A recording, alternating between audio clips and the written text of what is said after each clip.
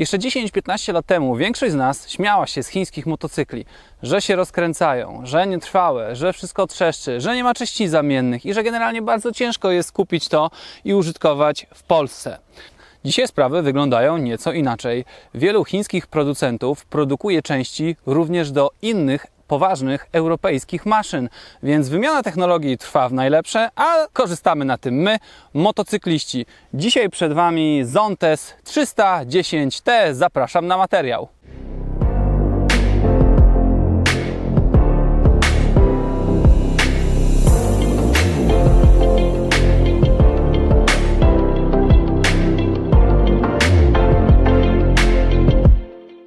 Jeżeli wydaje Wam się, że te motocykle są składane w jakiejś szopce przez kilku Chińczyków za miszkę ryżu, to zobaczcie, jak wygląda fabryka, w której montuje się Zontesy. I nie tylko, bo również produkuje się części do innych motocykli.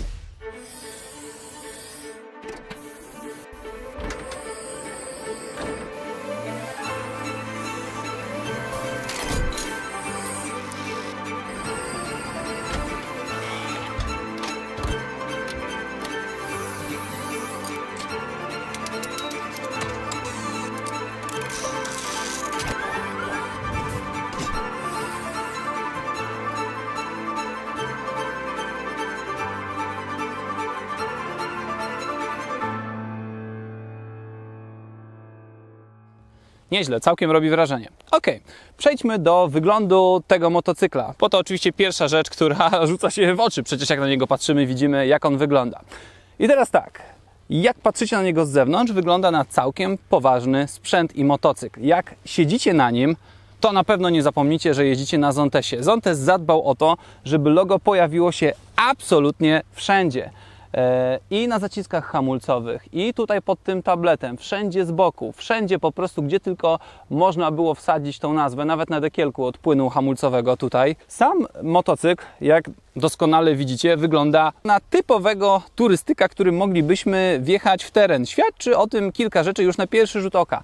Fabrycznie zamontowane gmole, którymi zresztą chwali się Zontes, że jest to odlew z ich fabryki. Mnóstwo mamy tutaj takich elementów, które są odlane właśnie z aluminium.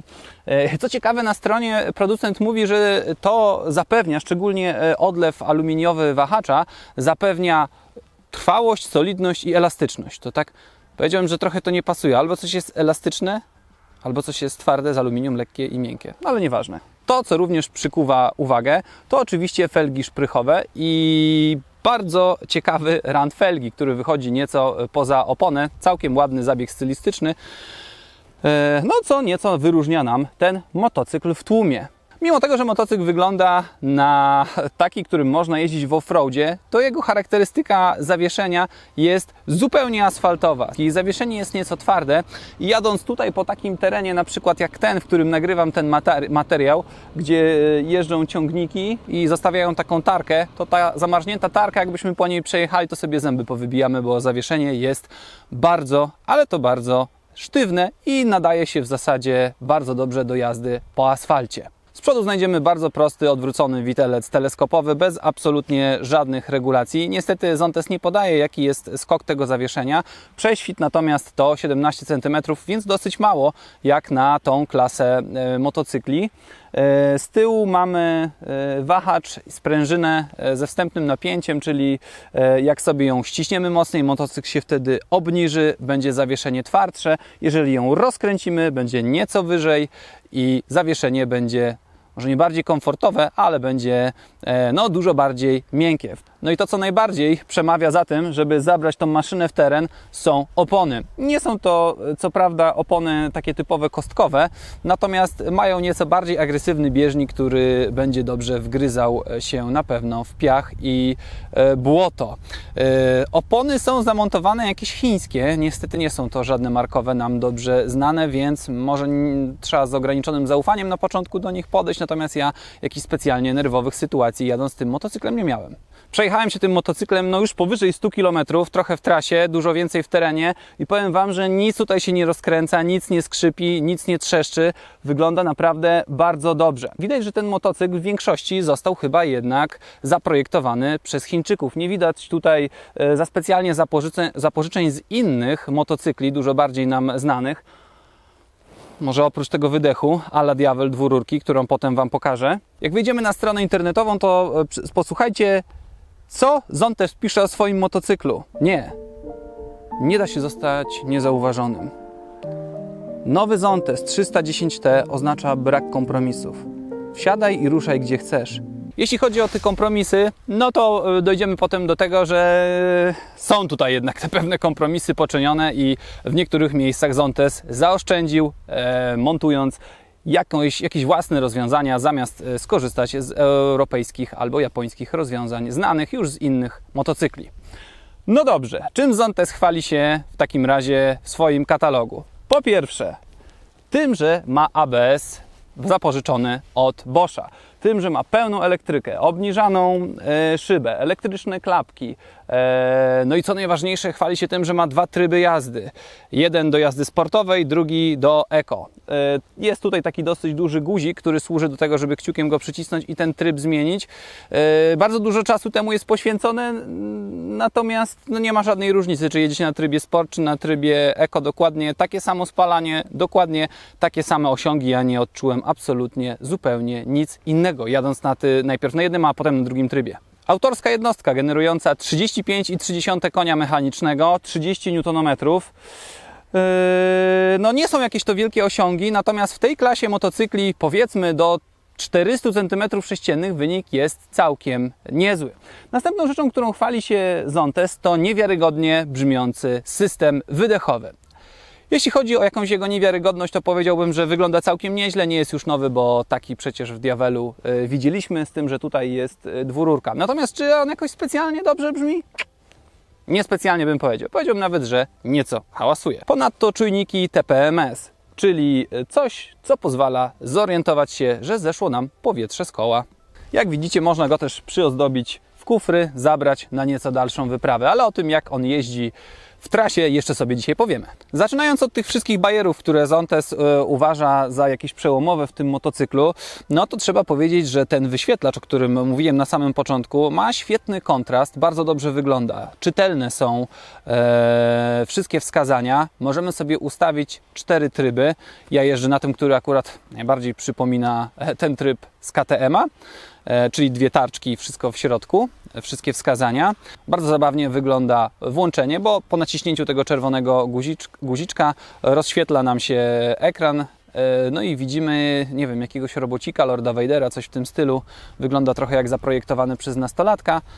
Coś połączone coś między robotem a trupiączachą, o, tak bym to nazwał, a potem sam licznik bardzo ładnie nam się skaluje od góry do dołu, więc wygląda to bardzo fajnie i przyjemnie. Innymi fajnymi bajerami, którymi cechuje się ten motocykl, jest automatycznie składana przednia szyba. Jeżdżąc tym motocyklem, czy w ogóle jakimkolwiek innym na szosie, zastanawiam się zawsze, do czego ma służyć obniżanie tej szyby. Ja zawsze u siebie mam na maksa. Tutaj jest jeszcze deflektor dołączony, akcesoryjny, więc ta struga nieco bardziej nas omija. Natomiast jeżdżąc tym motocyklem w lekkim terenie, takim jak ten tutaj, no to na pewno ta funkcjonalność bardzo się przydaje, bo jadąc wolno 30-40 na godzinę, no po takim terenie jak ten tutaj, no to nie musimy tej szyby mieć tak wysoko, bo wiatr niespecjalnie będzie nas męczył. No i wtedy tą szybkę można sobie elektrycznie opuścić. Drugi fajny bajer w tym motocyklu, który moim zdaniem dla mnie byłby bardzo przydatny, bo mam z tym problem, to jest bezkluczowy system do odpalania tego motocykla. Czyli wystarczy mieć je gdzieś tam w kieszeni i jeżeli będziecie w obrębie 1,5 metra od motocykla, on będzie wiedział, że ten kluczyk ze sobą macie. Wystarczy wtedy czerwony guziczek, luz oczywiście i odpalamy motocykl.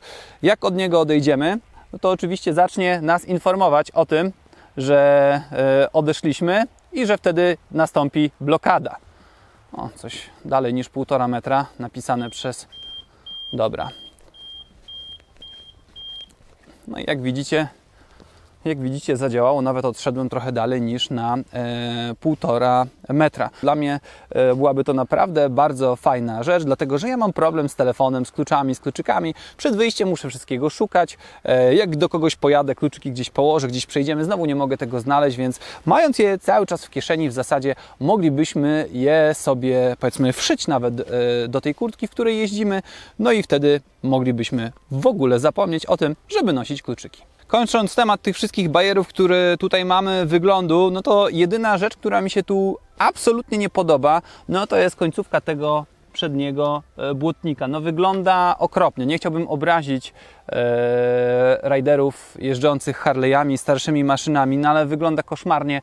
W ogóle tutaj nie pasuje. To, co jeszcze zasługuje na uwagę, to na pewno przednie oświetlenie. Mamy tutaj 4 projektorki, jak to nazwał producent tego motocykla, które po pierwsze całkiem efektownie wyglądają, a po drugie całkiem nieźle oświetlają też drogę.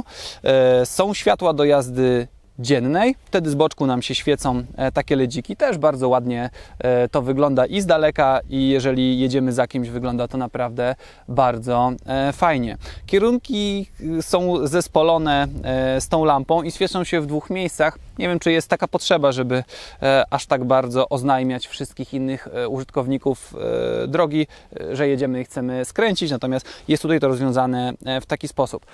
Tył motocykla też bardzo dobrze się prezentuje. Ta tylna lampa ma taki ładne C, taki łuczek zakreślony, więc z daleka na pewno robi wrażenie. Wygląda bardzo przyjemnie i fajnie dla tych osób, które jadą za Wami. Powinienem jeszcze ocenić wygodę kanapy, ale szczerze mówiąc każdy z nas ma inną kościstość tyłka. Jednemu będzie pasowała bardziej twarda, drugiemu bardziej miękka. W tym motocyklu ta kanapa jest dosyć twarda, natomiast ja jestem dosyć szczupły, ważę 75 kg, mam 1,82 m i dla mnie ta kanapa jest bardzo wygodna. Myślę, że bez problemu mógłbym trzasnąć na nim 1100 km i pewnie by mnie tyłek nie bolał.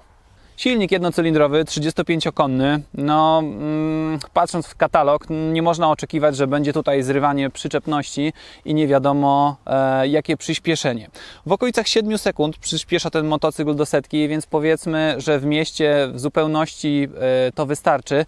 Nie wiem, czy taka moc jest odpowiednia do jeżdżenia w terenie, nie mam tu wielkiego doświadczenia, natomiast nie jest łatwo zerwać przyczepność w tym motocyklu. Tutaj ten moment obrotowy jest w zasadzie rozłożony po całej skali i najlepsze odczucia z jazdy, w sensie największy komfort mamy wtedy, kiedy mamy między 3 a 7 tysięcy obrotów na cyferblacie. Jeżeli wyjdziemy powyżej 7, 8, a jest wyskalowany do 12, no to wtedy zaczynają się niezbyt przyjemne wibracje i szczerze mówiąc nie wyobrażam sobie jechać nim gdzieś bardzo daleko, na przykład, nie wiem, 1000 km, cały czas jadąc 140, to by było po prostu męczące. A te wibracje są dość mocno przenoszone przez podnóżki, więc po prostu czuć to na nogach, że jedziemy szybko. Taka prędkość też nie jest specjalnie komfortowa dla tego sprzętu, bo po prostu czuć, że on się męczy jadąc w ten sposób. Najwyższy moment obrotowy jest dostępny przy 7000 obrotów, więc w zasadzie już prawie przy końcu tej skali nie czuć oczywiście żadnego odrzutu, wtedy wielkiego przyspieszenia no, nie uświadczymy. Moc maksymalna dostępna dopiero przy 9500 obrotów. Zontes podaje, że motocyklem jeżdżąc spokojnie, zgodnie z przepisami, bylibyśmy w stanie zejść poniżej 3 litrów na setkę. I szczerze mówiąc jestem w stanie w to uwierzyć, bo ja jeździłem w terenie, nie oszczędzałem, jeździłem dosyć szybko po asfalcie i mi takie średnie spalanie wyszło w okolicach 4 litrów. Także spalanie w okolicach 3 do 4,5 litra, jeżeli macie trochę cięższą rękę. Do prostej jazdy w terenie w zupełności wystarczy. Muszę Wam się też przyznać do tego, że nigdy poważnie nie brałem pod uwagę jazdy w terenie, dopóki no, nie dostałem tego motocykla do tego, żeby go przetestować. Tak jak popatrzyłem sobie na jego opony, to stwierdziłem, kurczę, czemu by tego nie spróbować? I muszę Wam powiedzieć, że zakochałem się po prostu w tym i mimo tego, że planowałem kupić motocykl szosowy, to wydaje mi się, że nieco zmniejszę pojemność i kupię motocykl turystyczny, który bardziej będzie nadawał się w teren. W związku z tym ten motocykl sprawdzi się doskonale wśród motocyklistów, którzy chcieliby robić wszystko. Jest trochę jak taki SUV, bym powiedział, w samochodzie, natomiast bardziej oczywiście na szosę, ale możemy nim jak najbardziej wjechać w jakiś tam mały teren. Biorąc pod uwagę to, że nadaje się do jazdy w terenie, można nim wyjechać na szosę bez problemu, można nim jeździć po mieście i dojeżdżać do pracy i cieszyć się dosyć niskim spalaniem, to muszę Wam powiedzieć, że kroi się całkiem uniwersalna maszyna, która doskonale sprawdzi się wśród takich motocyklistów jak ja, bo ja do pracy dojeżdżam motocyklem, więc dla mnie byłaby to od razu oszczędność paliwa, przynajmniej dwukrotna, jak jechałbym spokojnie. To, co zasługuje na uwagę, to naprawdę świetna praca skrzyni biegów. Naprawdę mi się to podoba. Wrzucając biegi do góry, nie jest zbyt precyzyjna. W ogóle nie słychać tego kliknięcia czy trzasku i też tego nie czuję pod nogą. Natomiast biegi jak zbijam, no to czuć takie wyraźne kliknięcie. Bardzo mi to odpowiada. Działa to podobnie jak w Hondzie, którą jeżdżę na co dzień. Przejeżdżając tym motocyklem około 150 km, ani razu nie było tak, że jakiegoś biegu nie trafiłem albo coś mi nie chciało wejść do góry czy do dołu. Naprawdę wygodnie i dobrze to działa. Jeśli chodzi o wygląd, o spasowanie tych materiałów, o to, co ma w standardzie, o to, jak wygląda, jak to wszystko działa, no to naprawdę można powiedzieć klasykiem, że trzyma się po prostu to wszystko kupy. Motocykle używane, 2-3-letnie, możecie kupić za około 16-17 tysięcy. Taką sztukę jak ten, jakbyście chcieli kupić, dostaniecie w Zontesie za 21 299 zł, jak głosi ich strona. Konkurencja nie jest za specjalnie wielka w tej klasie motocykli, powiedzmy do 350 cm3, bo tak, mamy tego Zontesa, mamy Kawasaki X300, dwucylindrowy motocykl, ale jest nieco słabszy od tego. Mamy BMW 310 GS, jeżeli pojemności nie pomyliłem, który jest wyprodukowany w Indiach. I zarówno silnik, jak i sam motocykl jest tam składany, więc Bawarka, ale trochę z Indii. No i to, co najbardziej mi się podoba, KTM 390 Adventure, który jest troszeczkę, ma większą pojemność i jest mocniejszy od tego motocykla. No i jest oczywiście dużo ładniejszy, choć w standardzie ma zdecydowanie gorsze wyposażenie. Napiszcie w komentarzach, co sądzicie o tym motocyklu, czy kupilibyście sobie go do takich uniwersalnych zastosowań, o których mówiłem w tym filmie. A jeżeli materiał Wam się podobał, to serdecznie zapraszam do tego, żeby zostawić suba i dzwoneczek, dzięki czemu żaden nowy materiał Was nie ominie. Tutaj po tej stronie znajdziecie pozostałe moje filmy, a my usłyszymy się w następnym materiale. Serdecznie Wam dziękuję, do zobaczenia. Ciao!